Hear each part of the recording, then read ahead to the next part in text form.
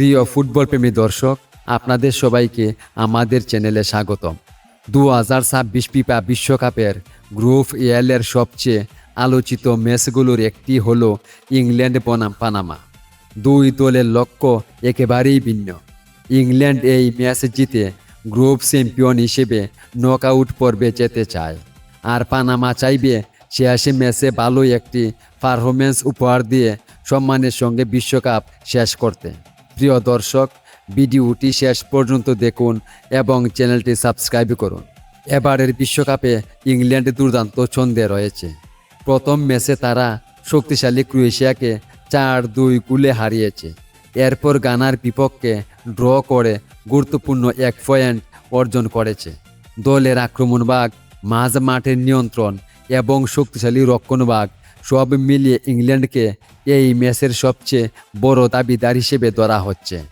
অন্যদিকে পানামার জন্য এবারে বিশ্বকাপ খুব ভালো যায়নি।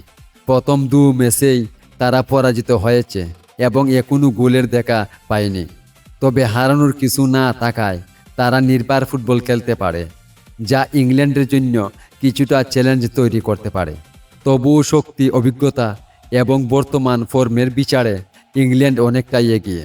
যদি তারা নিজেদের স্বাভাবিক খেলাটা খেলতে পারে, তাহলে ম্যাচের শুরু থেকেই বলের নিয়ন্ত্রণ নিজেদের কাছে রাখবে এবং একের পর এক আক্রমণ তৈরি করতে পারবে। অন্যদিকে পানামা রক্ষণ সামলে সুযোগ পেলে পাল্টা আক্রমণে গোল করার চেষ্টা করবে।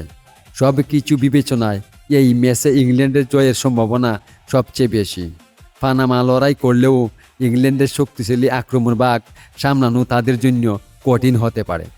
আপনার মতে ম্যাচটিতে কে জিতবে আর স্কোর লাইন কত হতে পারে? আপনার মতামত কমেন্টে জানাতে ভুলবেন না। ভিডিওটি ভালো লাগলে অবশ্যই লাইক, শেয়ার এবং চ্যানেলটি সাবস্ক্রাইব করুন। ধন্যবাদ সবাইকে।